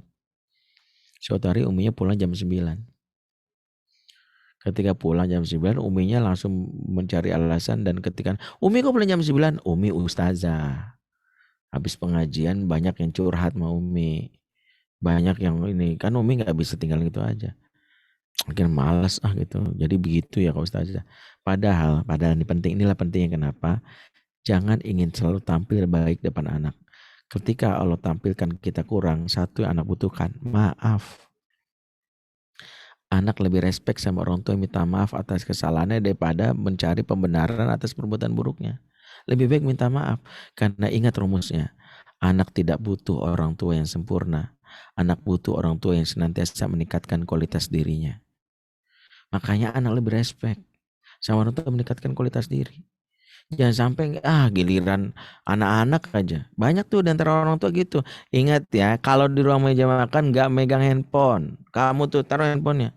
Gila orang tuanya yang angkat apa ini proyek 5M. Bapak udah janji ini kalau adil gitu. Ya elah, ibunya mama juga nih ada pesanan cilok 10 bungkus. Harus jadi mamanya harus balas itu. Apa salahnya sih kita ntar ini kita fair. Kita bikin aturan buat anak, masa kita. Makanya kadang-kadang kita nih Lupa bahwa harusnya semua itu buat kita. Memohon anak supaya kamu tahu enggak. Ya saya itu pernah disindir anak saya dan saya baru ngeh ya. Kenapa sekarang ya kadang Ustadz juga harus belajar terus ya. Sekarang saya lagi belajar ya kan saya sadari lah. Saya sendiri belum hafal Quran. Sementara pengen anak menghafal Quran. Sampai suatu hari saya bilang gini sama anak saya gini. Abi itu Masya Allah ya kalau nanti kamu hafal Quran nih. Abi akan dipakaikan jubah dan mahkota yang dari emas yang akan surga. Bangga banget Abi sebagai orang tua. Terus anak saya bilang gini, kalau Abi dipakein jubah emas sama aku nanti sebagai mahfal nanti yang makain uwo tuh nenek, maksud nenek emak saya. Yang makain nenek itu siapa? Jadi selama ini saya cuma mikir anak saya makin saya nggak berpikir saya harus makaikan mahkota jubah buat emak saya juga. Kita ini lupa, kita ini punya emak loh. Pengennya orang makin mahkota begitu, kita lupa. Kita harusnya sebagai anak mahkotain. Kalau anak itu udah gede dia mikir juga, gue pengennya anaknya terus nggak ada perubahan. Harusnya kita mikir, iya benar juga. Gara-gara itulah akhirnya saya, harus nih hafal. Makanya saya buru-buru nyari guru bersanad, saya memperbaiki bacaan saya, memperbaiki hafalan saya. Sampai akhirnya sekarang alhamdulillah kerjaan saya sama anak tuh saling setoran aja. Dan saya selalu kalah karena dia lebih banyak hafalannya. Jadi saya kalau di mobil tuh, Bang, Abi nyetor surat ini ya. Dengerin kalau salah ini ya. Anak saya kan udah hafal luar kepala. Dia membenarkan, enggak Bi ini bunyinya. Oh gitu. Ini Bi bunyinya. Oke. Dan itu saya pikir menjatuhkan harga diri, enggak. Justru anak semakin termotivasi. Sama seperti kisah kawan saya yang dia bilang apa? Saya tuh kagum sama bapak saya. Gara-gara sebuah peristiwa. Kata dia gini, bapak saya dari kecil tuh selalu mengajak kami makan habis maghrib itu makan malam bersama. Tapi ada kebiasaan dia sehabis makan malam itu selalu dia ke WC. Selalu ke kamar mandi. Yang itu saya berpikir dulu papa nih mungkin memang itu kali ya lambungnya lemah banget gitu. Jadi habis makan buang gitu lah. Sampai suatu waktu ketika saya udah sedikit remaja kata dia, setelah papa setiap makan malam ke WC saya gantian ke WC. Tapi saya mulai mencium kok ada bau rokok ya. Saya udah mikir jangan-jangan papa, tapi papa selama ini gak pernah ngerokok. Dan selalu bilang kamu gak boleh ngerokok gitu ya. Ya papa gak suka anak rokok gitu. Tapi kok ini kayak bau rokok. Masa iya yang sebelumnya kan papa. Akhirnya dia buka ada tempat sampah di WC itu dia buka. Benar puntung rokok. Langsung curiga. Langsung mulai. Jangan orang mulai awalnya kesel tuh sama bapaknya. Berarti selama ini papa bohong nih. Selalu nyuruh anaknya ngerokok dia sendiri rokok. Sampai ketika bapaknya itu besoknya lagi habis sholat habis makan malam ke WC dia deketin bapaknya sampai bapaknya lupa nutup pintu WC didobrak sama dia bapak lagi nih langsung papa ngerokok dia langsung bapak kaget langsung bapak buru-buru buang dan bapak cuma bilang iya maafin ya akhirnya gini duduk kesel banget bapak nyuruh aku bilang benar papa nyuruh kamu ngelarang rokok karena papa tahu kalau sudah sekali mencoba susah sama kayak papa akui papa masih ngerokok tapi papa punya janji yang papa sampaikan kepada istri kepada mamamu kalau aku nanti punya anak aku gak akan ngerokok di depan anak walaupun aku belum bisa meninggalkan karena itu papa selalu nempati janji papa gak akan merokok di depan anak-anak papa. Jadi selama ini kalau papa ke kamar mandi habis makan karena pengen ngerokok. Iya, dan itu salah nak. Karena papa gak pengen kamu meniru. Akhirnya anaknya bilang gini, kalau gitu papa tepati janji papa. Apa janjinya? Papa kan bilang gak akan ngerokok depan anak-anak kan? Iya, kalau gitu aku akan selalu depan papa. Langsung anaknya bapak mikir maksudnya ya pokoknya lihat aja aku akan selalu depan papa. Makanya pernah suatu hari katanya ketika papa habis makan papa seperti biasa papa kamar mandi ya aku ikut. Kata papa ya udahlah papa udah tahu tuh pasti ini sampai diperiksa ya lah. Tahu nggak setelah itu katanya papanya justru memeluk aku dan mengatakan makasih anak berkat kamu dan papa sesuai janji papa sekarang berhenti total ngerokok. Kamu bisa lihat sekarang nggak ada sama sekali. Kamu bisa cek nggak ada. Kalau kamu nggak percaya, darah papa udah nggak ada lagi. Kata dia, disitulah bukan gue cinta sama bapak gua. Bapak gua nggak harus jadi orang sempurna, tapi dia orang yang menunjukkan sebagaimana kamu memperbaiki diri. Papa juga, yuk sama-sama perbaiki diri. Jangan nyuruh anak dong perbaiki diri, tapi bapaknya sendiri nggak pernah perbaiki diri. Makanya kita yang mungkin jadi orang tua banyak kekurangan, nggak harus sok-sokan di depan anak, tapi minimal bilang, maafin mama ya, mama pengen banget berkata lembut, mama lagi belajar nih. Alhamdulillah mama sekarang punya kajian rutin, dan ketika anak tahu mama ikut kajian parenting dan mama itu bagian memperbaiki diri, itu akan menambah rasa kagum anak kepada mamanya atau pada ayahnya. Tapi mungkin itu yang bisa saya sampaikan dan bermanfaat karena waktu membatasi kita. Aku qouli hadza wa astaghfirullahaladzim. Wassalamualaikum warahmatullahi wabarakatuh.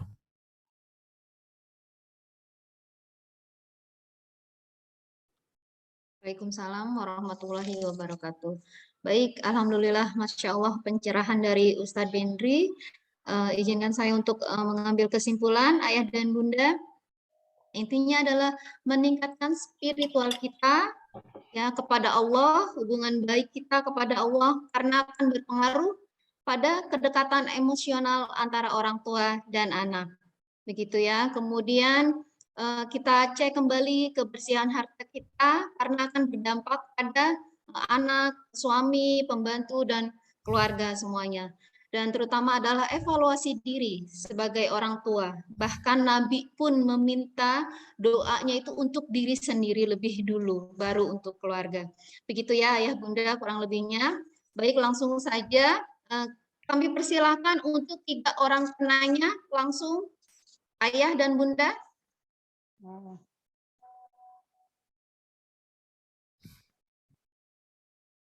Ini ada kabar baik untuk ayah dan bunda. Ada door prize-nya untuk 3 penanya. Silahkan. Mungkin yang di chat Ismail. Yang di chat misalnya. Oh, udah chat ya. Ini alhamdulillah dapat ilmu, dapat hadiah juga.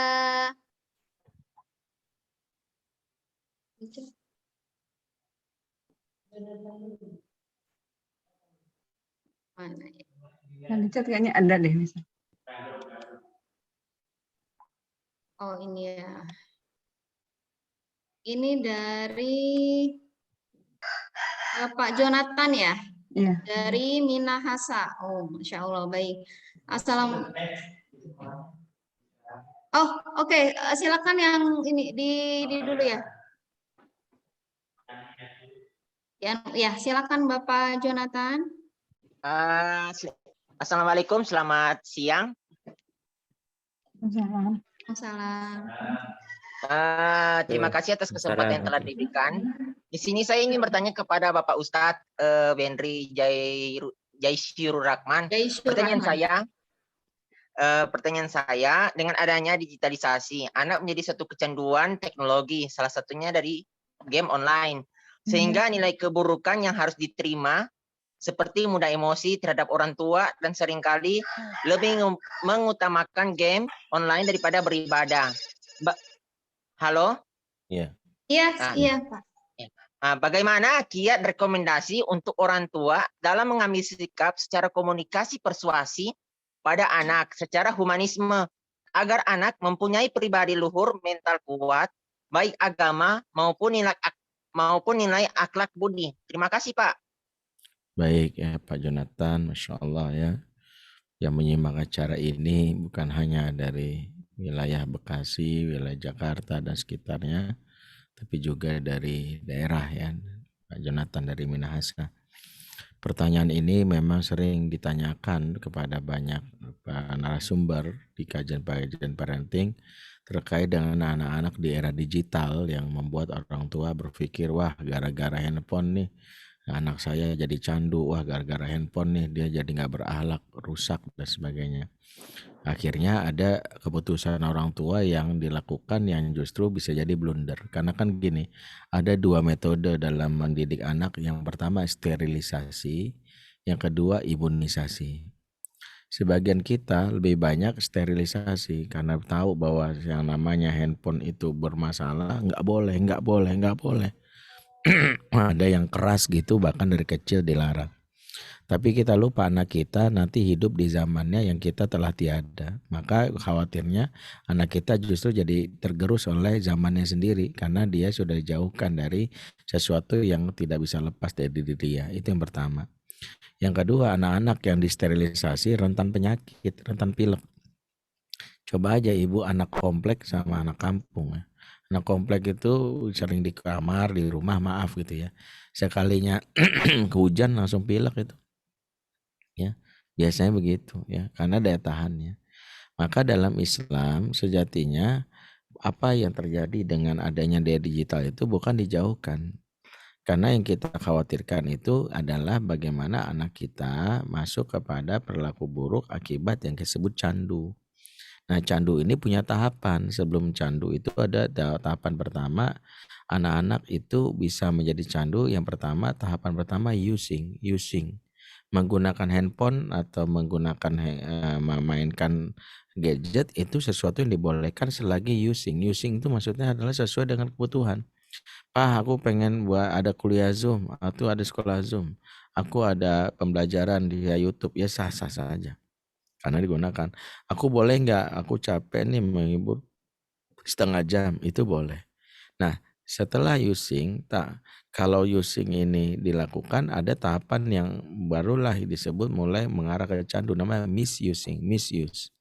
Misuse itu tahapan yang membuat anak akhirnya ya menyalahgunakan. Awal-awalnya lagi main handphone, lagi nonton, atau misalnya dari Zoom tiba-tiba iseng-iseng ngelihat misalnya game atau ngelihat yang lainnya. Itu disebut misuse. Nah, kalau misuse udah terlalu sering jadilah yang disebut namanya addict atau candu. Nah, kita lupa bahwa anak-anak yang rentan mengalami candu itu sejatinya mereka punya kebutuhan dasar dan itu yang kita tidak penuhi. Karena itu banyak orang tua yang mohon maaf sekali seringkali melihat fenomena anak candu gadget, mereka inginnya tips praktis gitu ya. Padahal saya ingin katakan sebelum pengen mendapatkan tips praktis untuk buat anak gak candu gadget, maka orang tua harus menginstal satu sifat dulu. Kalau sifat ini gak ada percuma. Saya yakin Pak Jonathan mungkin mudah-mudahan bisa menginstal sifat ini dan saya para ayah bunda gitu. Karena percuma aja kalau dikasih tipsnya sifat ini nggak ada. Apa nama sifatnya? Nama sifatnya mau repot. Karena awal sejarah anak kita main handphone itu bisa jadi karena kita nggak mau repot. Dulu ingat nggak waktu kecil nangis? Nih, upin. Langsung kita kasih. Nih, nusarara. Nah, dia lagi nangis, kita malah kasih gitu. Itu karena kita nggak mau repot. Makanya ini juga menjadi jawaban pertama. Kalau kita mau perbaiki, mau repot dulu enggak? Karena repot itu adalah sunnah pengasuhan. Coba dievaluasi. Siapa yang dulu waktu kecilnya repot ngurus anak, mudah-mudahan pas sudah gede Allah balas dengan ongkang-ongkang kaki. Itu aja pilihannya. Sebaliknya, siapa yang waktu kecilnya enggak repot, ya sibuk di luar, anak serahin ke orang, maka udah gedenya kita ya malah menanggung repotnya. Waktu kecil kita ongkang-ongkang kaki, udah gede dengan repotnya. Makanya banyak orang tuh yang ngelapor ke saya, tiba-tiba ditelepon ke polsek, Bu anak ibu di sini nih, oh lagi silaturahim Pak, kagak ketangkep. Ya Allah, dulu kamu nggak begini nak, dulu kamu gini, dulu kitanya nggak repot. Nah, berarti kalau mau itu siap repot dulu nggak? Kalau siap, ayo kita melangkah ke tahapan berikutnya. Siap Ustadz, saya mau repot. Oke. Kalau kita mau repot, yang pertama adalah pahamilah anak main gadget karena ada kebutuhan dasar yang tidak terpenuhi. Manusia kalau nggak terpenuhi kebutuhan dasarnya, dia akan mencari cara untuk mencarinya. Kebutuhan pertama adalah hiburan. Hiburan bagi anak ibarat makanan. Kalau nggak dikenyangkan oleh orang tuanya, mereka cari sendiri di luar. Makanya di antara yang membuat anak-anak itu dalam hal ini, ya, kenapa mereka mencari handphone? Karena mereka tuh yang disebut para ahli mengalami apa disebut BLAS. BLAS itu singkatan B bored, L-nya lonely, A-nya angry, S-nya stress, yang T-nya tired, lelah. Intinya anak-anak kita tuh capek, beban sekolah, beban kuliah, mereka butuh hiburan. Hiburan itu kebutuhan dasar manusia yang diizinkan dalam Islam. Saatan kata Rasulullah, hidup tuh dinamis, boleh. Siapa bilang kita harus kaku sholat terus-terusan? Enggak juga. Rasulullah saja menegur kok sahabat yang seperti itu. Nah kita ini lupa, kita sudah memberikan hiburan belum buat anak. Makanya jadilah ortu entertain. Di zaman now ini orang tua itu ada 3 rumus. Pertama jadilah orang tua yang baik. Yang kedua jadilah orang tua yang asik. Yang ketiga jadilah orang tua yang bergizi atau bernilai. Intinya gini, kalau cuman baik doang tapi nggak asik, ditinggalin. Anak-anak tuh kenapa sih ngefans sama Cristiano Ronaldo atau sama artis Korea? Karena asik. Asik itu kebutuhan mereka. Makanya jangan jadi orang tua yang baik tapi nggak asik, ditinggalin. Di antara ciri anak itu mendapatkan keasikan dari orang tuanya kalau dia bisa ketawa saat bersama orang tuanya. Makanya periksa, jangan-jangan anak kalau sama kita tuh tegang. Dia ngeliat papanya kayak ngeliat artis Korea ya, Korea Utara maksudnya. Kan kaku orang Korea Utara. Ngeliat papanya, gue kayak ngeliat Kim Jong Un lagi nyamar ya. Jadi bapaknya dianggap Kim Jong Un lagi nyamar, kayak kaku banget kayak kena bekering gitu. Ya, karena nggak bisa senyum ketawa tuh nggak bisa. Kalau sama papa itu tegang. Kalau lagi meja makan pertanyaannya itu pertanyaan serius. Nah menurut kamu inflasi ekonomi berapa persen di negeri ini? Ya Allah Pak. Perasaan Ibu Sri Mulyani nggak pernah bahas meja makannya inflasi. Kenapa gue jadi bahas inflasi? Anak 3 SD tanya gitu, muntah mual-mual dia. Makanya anak-anak ditanyanya kayak gitu. Yang nanya kalau anak pun canda-canda aja lah. Rasulullah ngajarin bercanda. Seiring dengan kebutuhan tawa yang dipenuhi, dia pelan-pelan kayak nggak merasa butuh pada gadget kecuali kalau orang tuanya nggak ada. Makanya ini juga menjadi bahan masukan buat kita. Jangan-jangan selama ini kita jadi guru aja buat anak tuh. Sampai anak tuh capek. Selama ini banyak ustadz di rumah saya. Mulai dari di sekolah ketemu ustadz, di masjid ketemu ustadz, di rumah ustadz lagi. Ini kita ini surplus ustadz ya. Kebanyakan anak tuh butuh jas mami, jas daddy yang kalau pulang itu saya ustadz. Tapi kalau di rumah saya menanggalkan pekan ustadz saya. Saya kalau bercanda aja. Kalau saya mau goyang-goyang sama anak yang nggak ada masalah. Karena saya ingat hadis Rasulullah SAW, kullu syai'in laisa lahu fihi min dzikrillah la'ibun wa lahwun illa mula'abatu rajul ma'a ahlihi. Segala sesuatu kalau nggak ada zikir kepada Allah, kata Rasulullah, sia-sia belaka kecuali canda tawa seseorang kepada anggota keluarga. Jadi walaupun nggak ada zikir, kalau kita mencandai keluarga itu berpahala, gitulah kira-kira makna di sini. Makanya kita perlu untuk melakukan apa yang jadi butuh anak. 1, hiburan. Kedua, anak tuh butuh attention, perhatian. Makanya orang tuh yang jarang melihat, ih cakep banget poni kamu. Abang sekarang kok lebih kurusan ya? Karena menunjukkan kita perhatian. Kalau ngobrol sama anak nggak boleh sambil gini. Oh iya. Dia harus dilihat wajahnya, apalagi anak perempuan. Perempuan itu kan makhluk Allah butuh perhatian. Makanya perempuan kalau nggak dapat perhatian larinya ke mall. Karena di mall ada perhatian. Nah ini sejarah wanita ke mall ya, karena nyari perhatian. Jadi kita harus lihatin gitu. Yang ketiga, anak butuh fast access. Anak itu dia butuh akses cepat. Kalau nanya jangan ditunda, nanti itu satuan waktu yang paling lama kata anak. Ada hari, ada minggu, ada bulan, ada tahun, ada abad, ada nanti. Nah, nanti itu di atasnya abad. Makanya kalau orang tua udah bilang nanti, itu mereka udah mikir ya udah nggak bakalan dijawab. Makanya kalau kita ingin menunda, jangan nanti, sebutkan satuan waktunya. 30 menit lagi boleh nggak? Anak butuh kata-kata itu. Ayah, itu apa sih dimaksud dengan misalnya perang Rusia Ukraina? Kenapa sih ya? Aku nggak tahu. Ayah boleh jawab 30 menit lagi nggak? Jadi anak tahu 30 menit lagi, dan nggak boleh kita anak nanya berarti nggak usah jawab. Jangan, mereka akan distrust. Itu membuat mereka lebih percaya sama Google aja, Google cepet gitu. Sebisa mungkin jangan tunda-tunda. Itulah yang harus dilakukan. Itu yang kita paham. Itu poinnya. Nah yang berikutnya yang keempat, kenapa anak itu main handphone? Karena mereka nggak punya agenda. Allah berfirman dalam surat Al-Hasyr ayat 18, ya alladzina amanu taqullaha wa tanzur nafsum ma qaddamat lighad. Hai orang beriman, bertakwa kepada Allah, hendaklah setiap dia memperhatikan besok mau ngapain. Jadi Allah bertanya dalam surah Al-Hasyr, kalian besok mau ngapain? Perhatikan nih, kalau anak kita ditanya, Bang, besok agenda kamu apa? Tahu, aku kan libur. Anak-anak yang nggak tahu besok mau ngapain kemungkinannya cuma 5. 1 tidur lagi. 2 nonton TV atau YouTube. 3 main gadget. 4 makan yang banyak. 5 ngisengin orang.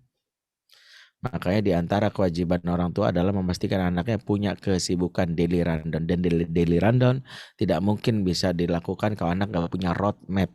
Roadmap pengasuhan itulah yang harus didesain bersama dengan anak. Dia mau jadi apa? Dia mau ke arah mana? Jadi dia tahu arahnya. Anak nggak punya roadmap itu bahaya. Kalau di setiap ditanya kamu udah gede mau jadi apa? Mengalir bagai air. Maaf, air kan ngalirnya kalau ke sungai nggak masalah. Yang repot kalau ngalir ke septic tank. Ini bahaya. Makanya pastikan anak kita tahu mau jadi apa. Saya sarankan bagi para ayah bunda, saya punya kelas online bisa diakses kapan aja di www.fatherman.id, kelas mendidik anak laki-laki, mendidik anak perempuan, ya, termasuk membayar utang, membasuh luka pengasuhan. Khusus mendidik anak laki-laki bisa diakses. Karena di situ ada 28 video yang bisa dipelajari. Nanti ada live Zoom tanya jawab setiap bulan bersama kami. Dan yang jelas di kelas itu ayah bunda bisa mendapatkan desain 0 sampai 27, 7 sampai 15, 15 sampai tahun ke atas. Di situ tahu roadmap yang didik anak laki-laki itu begini. Kalau kita nggak punya roadmap, maka anak kita nggak tahu apa yang lakukannya ketika dia nanti pada saat dia remaja. Kesimpulannya seperti itu. Jadi kalau anak-anak yang bisa melewati masa-masa yang disebut masa remaja yang berat itu anak-anak yang tahu mau kemana, dia punya tujuan. Orang kalau punya tujuan dia bergerak, ya. Anak-anak kalau punya tujuan dia nggak bergerak. Maka kita ini kan kayak mau ke Bogor, jalan bergerak, ya. Makanya kalau kita nggak mau kemana diem aja, nggak tahu, diem aja udah cukup. Itu yang terjadi. Ya Allah alam sama. Baik, ada lagi ayah bunda? Assalamualaikum warahmatullahi wabarakatuh. Waalaikumsalam warahmatullahi wabarakatuh. Mau Iya, sebutkan Pak. nama? Ya, saya Risma dari Bekasi Timur. Ya, Mbak Risma. Ya, izin Ustadz mau bertanya. Kebetulan saya ada 3 anak, 7 tahun, 6 tahun, dan insya Allah mau 1 tahun di bulan besok. Pertanyaannya untuk anak yang 7 tahun ini laki-laki.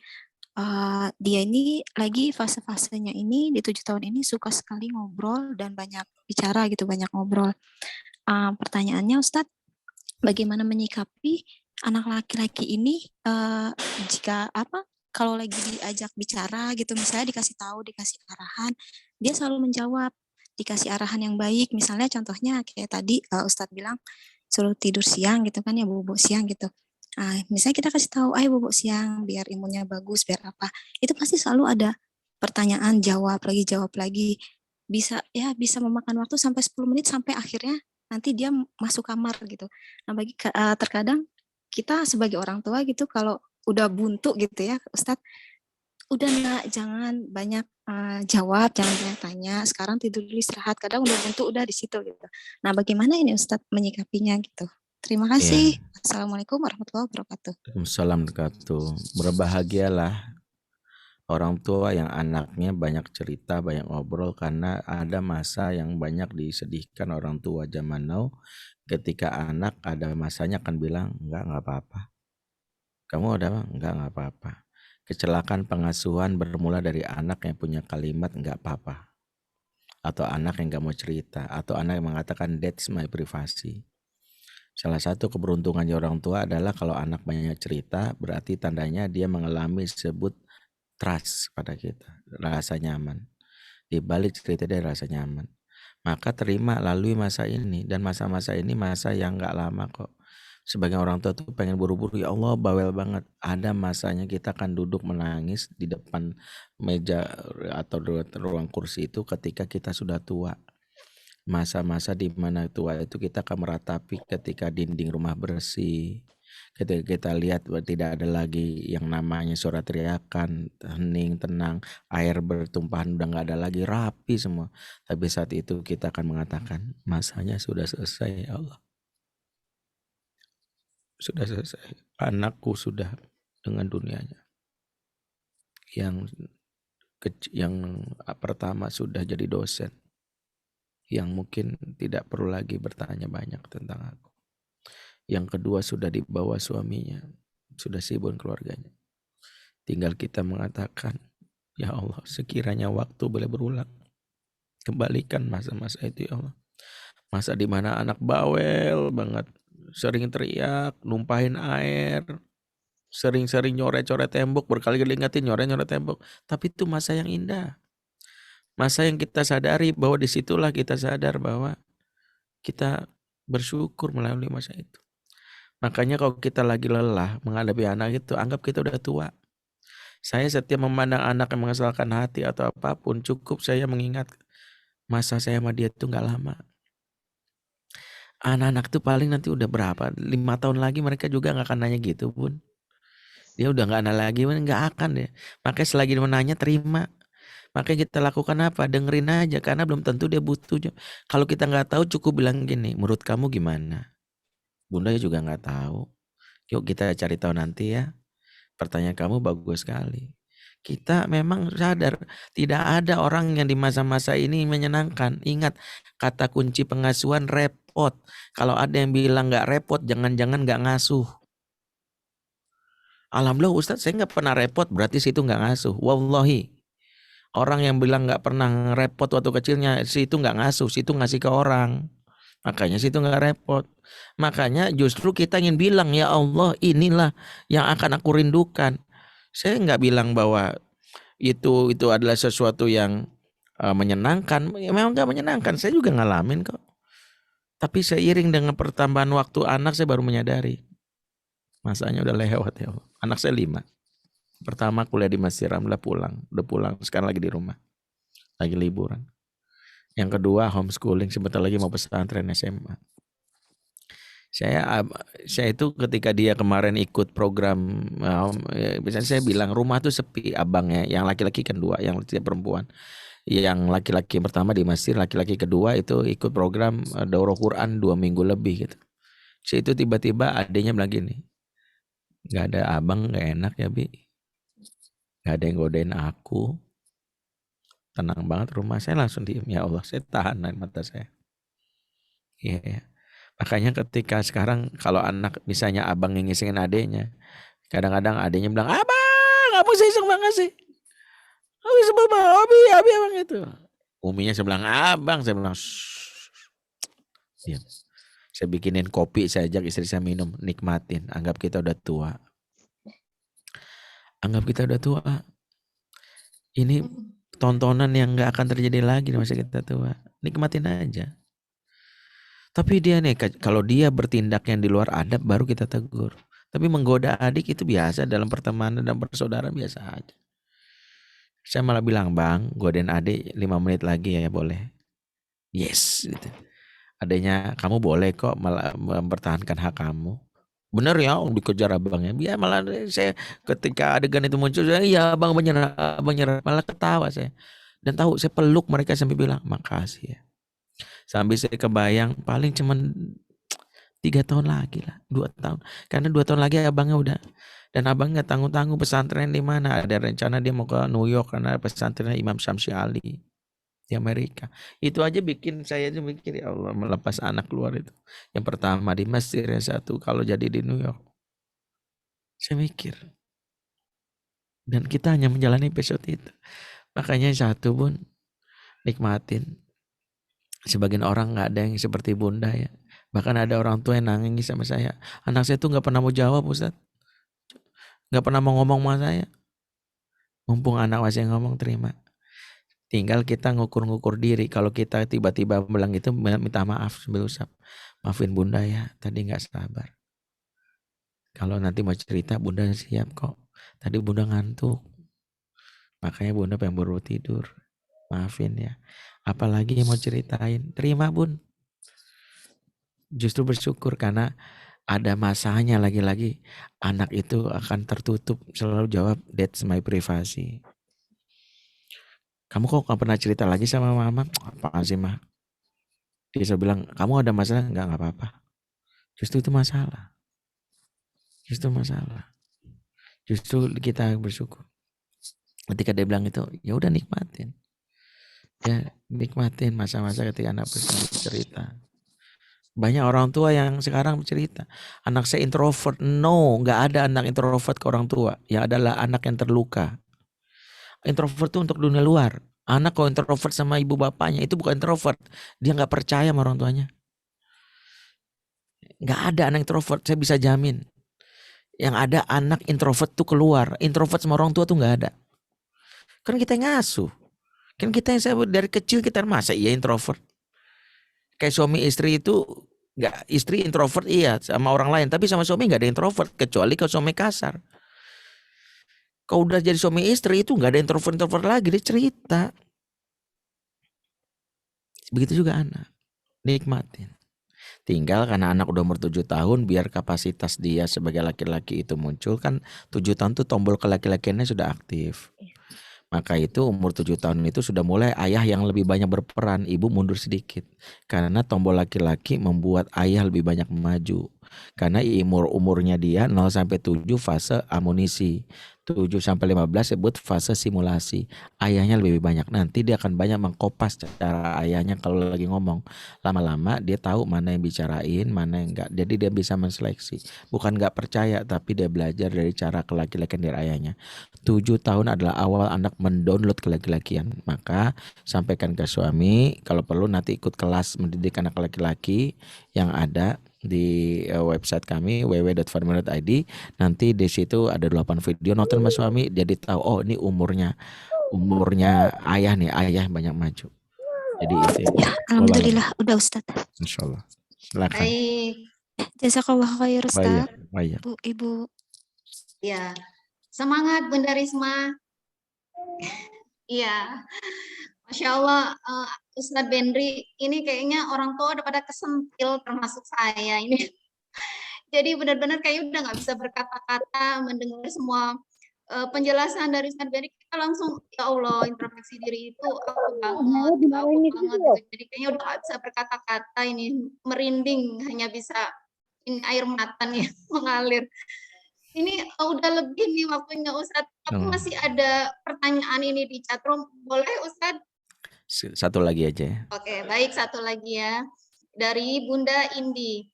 Assalamualaikum Ustadz, bagaimana cara meredahkan marah kita kepada anak? Kadang kalau lagi capek, bawaannya itu pengen marah.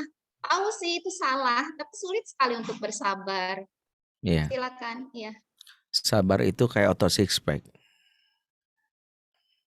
Pernah ada nggak orang datang ke fitness center langsung jadi six pack? Nggak ada. Dia melalui proses training yang panjang, lama-lama ototnya di six pack. Saya buncit tiba-tiba sekali datang nggak ada. Makanya sabar itu harus dilatih. Dan dilatih itu nggak boleh menghindar. Sehingga kalau ada anak melakukan sesuatu yang menyesalkan, anggap lagi fitness. Itu pertama. Yang kedua adalah kita harus tahu bahwa sabar itu adalah perisai yang tergantung kekuatan kita. Sabar adalah tanggul yang akan menahan emosi air deras yang akan menahan dari luberan merusak rumah yang ada sekitarnya. Kalau tanggulnya itu kuat dari baja, maka sederas apapun akan kuat. Tapi kalau tanggulnya itu dari triplek, bocor. Sebagian besar orang tua itu kebanyakan bocor sampai mau merusak jiwa anak karena tanggul sabarnya dari triplek. Berarti bikinlah tanggul itu seperti dari baja. Pertanyaannya gimana cara nguatin supaya tanggul dari baja? Allah sebutkan dalam surat Al-Baqarah ayat 153, ya ayyuhalladzina amanu sta'inu bis-sabri was-shalah innallaha ma'as-sabirin. Orang-orang beriman minta tolonglah kepada Allah dengan sabar dan sholat, sesungguhnya Allah bersama orang yang sabar. Dalam ayat ini sabar dan sholat digandeng. Tahu nggak alasan kenapa sabar dan sholat digandeng? Karena ukuran kesabaran kita tergantung ukuran sholat kita. Makanya maaf kata nih, siapa yang sholatnya kalau lagi capek masih polanya kayak gini. Allahu Akbar. Assalamualaikum. Pasti nggak sabaran. Pasti nggak sabaran. Makanya di antara training center yang kita lakukan kalau ingin mati sabar, perbaiki kualitas sholat kita secapek-capeknya, nggak boleh buru-buru. Tumakninah, karena bersama Allah aja kok kita nggak sabaran, apalagi sama anak. Makanya kalau lagi capek tetap Allah.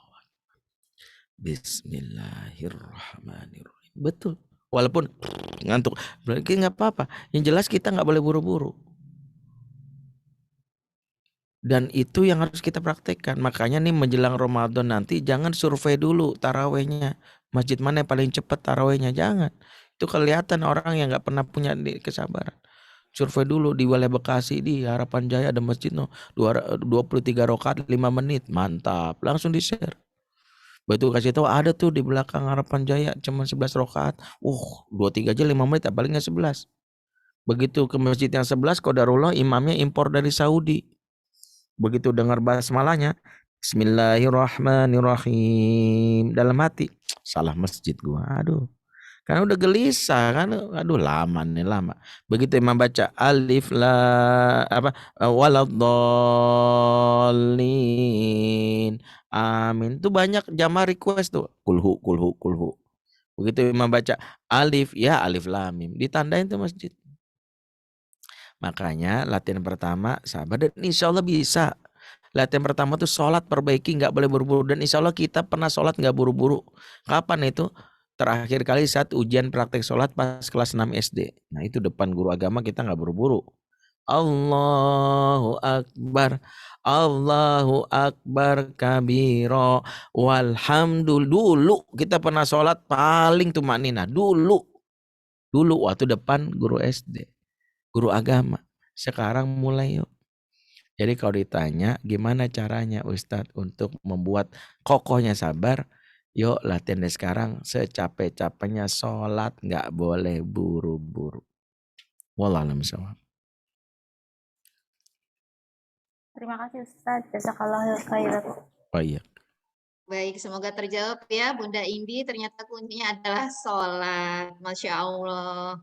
Untuk Bunda Indi, Bunda Risma, dan Ayah Jonathan, harap tinggalkan nomor telepon di chatroom. Insya Allah akan ada door prize berupa saldo pulsa. Ya. Alhamdulillah. Mohon kesediaan Ustadz Benri untuk menutup acara kita hari ini dengan doa. Baik, Ibu Bapak semua melakukan Allah, ya kita sudah sampai di penghujung acara. Semoga Allah berkahi kita. Mari kita tutup dengan doa. Auzubillahi minasyaitonirrajim. Bismillahirrahmanirrahim. Alhamdulillahirabbil alamin. Hamdan syakirin, hamdan na'imin, hamdan yuafi namahu wa yukafi mazidah. Ya Rabbana lakal hamdu kaman bagi li jalal wajhikal karim wa azimi sultanik. Allahumma shalli ala sayyidina Muhammad wa ala sayyidina Muhammad. Allahumma anta rabbuna la ilaha illa anta khalaqtana wa nahnu abiduk wa nahnu ala ahdika wa wa'dika mastata'na na'udzubika min syarri ma sana'na nabulaka bi ni'matika alaina wa nabu bi dzunubina faghfir lana fa innahu la yaghfiru dzunuba illa anta. Allahumma inna la dzikrik wa syukrik wa husni ibadatik. Allahumma ya muqallibal qulub tsabbit qulubana ala dinik. Allahumma ya musrifal qulub sarif qulubana ala ta'atik. Rabbana atina min ladunka rahmah wa hayyi lana min amrina rasyada. Rabbana hab lana min azwajina wa dzurriyyatina qurrata a'yun waj'alna lil muttaqina imama. Rabbana fil lana wa li walidina warhamhum kama rabbawna shighara. Rabbana atina fid dunya hasanah wa fil akhirati hasanah wa qina azabannar. Subhana rabbika rabbil izzati amma yasifun, salamun alal mursalin, alhamdulillahi rabbil alamin. Afa minkum subhanakallahumma bihamdik asyhadu an la ilaha illa anta astaghfiruka wa atubu ilaik. Wassalamualaikum warahmatullahi wabarakatuh. Waalaikumsalam warahmatullahi wabarakatuh.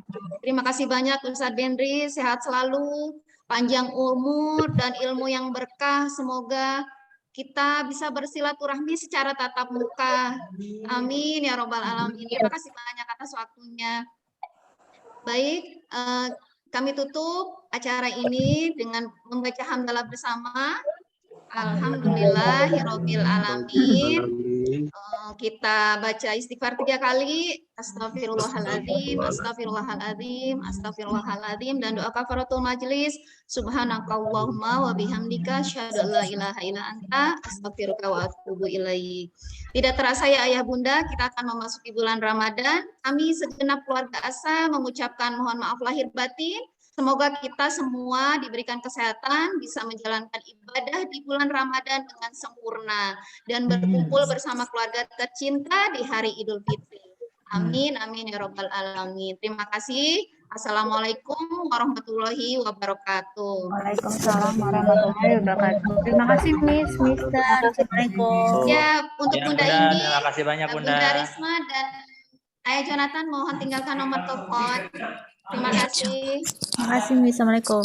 Waalaikumsalam. Sama-sama Bunda, terima kasih. Terima kasih. Assalamualaikum. Teman-teman semua, terima kasih. Waalaikumsalam. Waalaikumsalam warahmatullahi wabarakatuh. Terima kasih, Miss dan Mister. Ya. Terima kasih, Miss, Mister. Assalamualaikum.